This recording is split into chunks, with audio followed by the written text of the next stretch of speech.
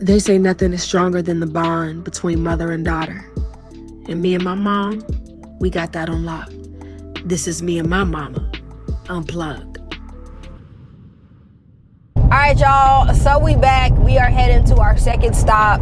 Because those whatever them things that come with the mangrove, they make the blessing of God to overtake. They ran us out. They won. They did. You know that was hilarious. I'm not finna play with nothing else that fly around is black. I'm good. That one sting got you for the rest of your life. I don't need that. But Mike, you had a point that you wanted to share, and I think it's really dope. Would you mind sharing? Yeah, this is what I want to say. Not everything that is loud is good for your soul, and not everything that's good is not meant for your path.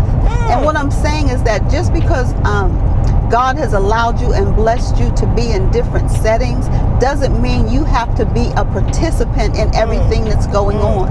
Because if you get off on the wrong path and you join into something that you know you shouldn't be a part of, the thing that God had for you is somewhere else, and you're in the wrong place. That part. So you can't even get the blessing He intended for you. For chasing something else. Exactly. And I even like how another part that you shared with me, you said that, I think it was you mentioned like popularity, not following was popular. That path or whatever. Like we really do have to be careful, because one of my favorite scriptures, actually all of the scriptures is my favorite, but I really like what Paul said.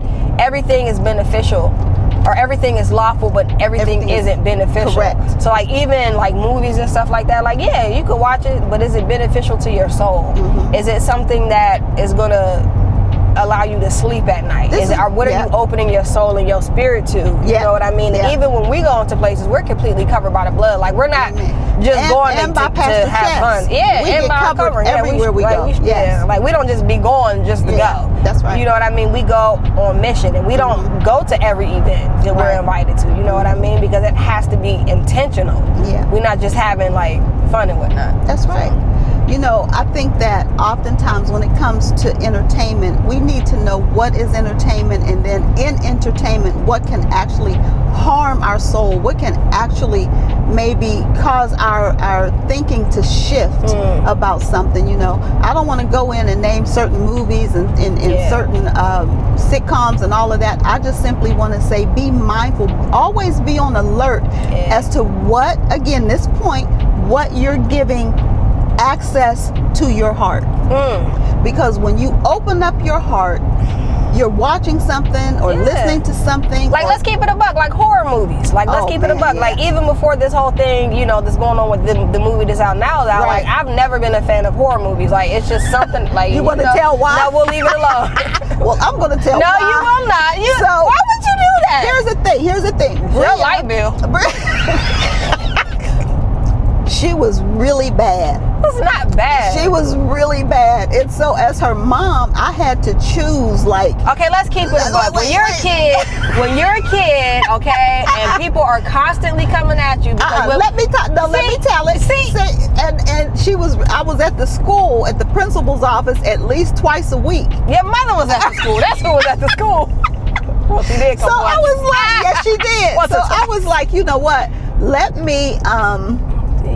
me figure out something I can do, maybe to scare her straight or something. So I remembered how the movie The Exorcist was for me. So she was probably about 7 or 8 years old. Was you 7 or 8? Maybe a little older? Yeah, maybe like 10 or 12 or something like that. I said, this is what I want you to do. I want you to sit here in this living room and watch this movie, because this is the direction you're headed if you don't straighten up. What kind of teaching is that? I'm headed up a wall backwards if I'm not. So wait a minute. So I would peep in every now. I would peep in every now and then, and her watching it. Her eyes was this big. Oh, forget it. And she was Let's keep it a buck. She was watching it too, along with her mother. It was me. It was 3 generations of scary. It was me, my mom, and my grandma, and we was all in there watching it together. Here go my mom, big and bad. Shoot, I already seen this. This ain't gonna scare me. Next thing I know, she said, Jesus. And then my grandma was trying to help me and comfort me, and she was petrified, talking about, Donna, what did you do? Oh, Jesus. Because it's not right. And something about those things is just not right. And to the point, for maybe 3 or 4 years after The Exorcist, she slept with her lights on. Yeah, light bill. That's what you get. Light of the world, lighter than it the point is, horror movies can have a tremendous impact. Can. On you. Will have because yeah. I don't think people even recognize the Lord literally addresses fear as a spirit. Oh, he says God has not given us the spirit of fear. So when you're inviting things that are intended to scare you, and y'all could think I'm being legalistic all you want, but you're literally, people have taken their time to craft things to petrify you. Woo. That's a spirit. Like who goes out of their way to think about how to torture and scare people? It's ungodly. It's not. It goes against the nature of what God has given us to be: bold, courageous, and fearless. And like we already got enough spiritual warfare to combat. Who won't add any more on top of it? Right. You know what I mean? So like it's like it's like you can't say that you want to guard your heart and you're constantly leaving it open. You're constantly leaving it open for attack because you want to be a part of a conversation in the comments. Like it's not worth it. You know what I mean? And what are you inviting? And what are you leading other people to? Like, you know what I mean? So you have to be mindful of those things. Just because, again, what Paul says, just because you can do something, and I'm paraphrasing, like, don't cause your brother to stumble because you can do something. You know what I mean? Like, that's not what we're here for. And something you probably shouldn't be doing anyway. That part, from music to movies to anything. Anything that'll hold us back. But that's really great. Yeah. That's really great what you're saying. You know what I mean? And I just like to go on the record and say, I was not the only one that was afraid. I was the only one that should have been afraid. Yeah, The Exorcist ain't nothing to play with. I haven't seen it. I've never tried. Me neither. Here I go talking about. You wanted to pay a lot of electric bills. Oh God. But anyway, y'all, we're going to head to our second stop, and we'll see y'all out there. Hey everyone, we'll get back to the show in just a moment. I want to say thank you to each and every one of you that support our ministry. It's believers like you that partner with us in ministry, helping us to take the gospel of Jesus Christ to the nations. To become a patron and partner with us in ministry, simply click the link in the description of this video. Now let's get back to the show.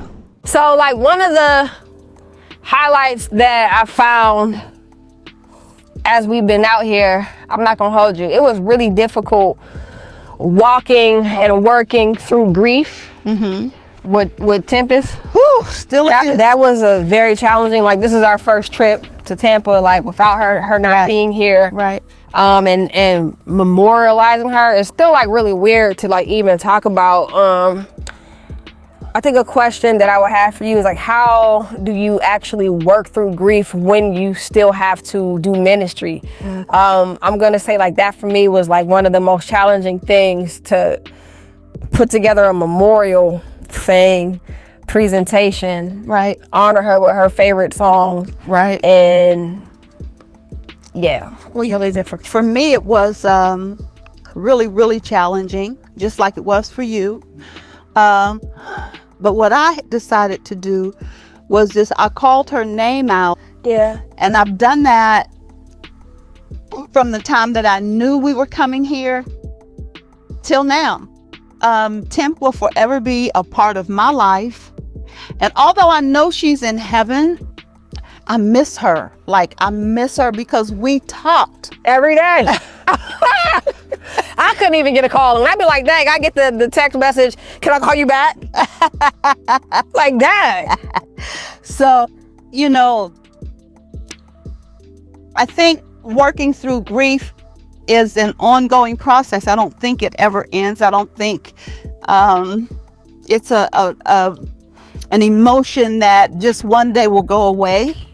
So I just want to continue to honor her and all that she stood for, and all that she shared with me, and to never let her memory fail for as long as I'm here on the earth. So Tim, this one is for you.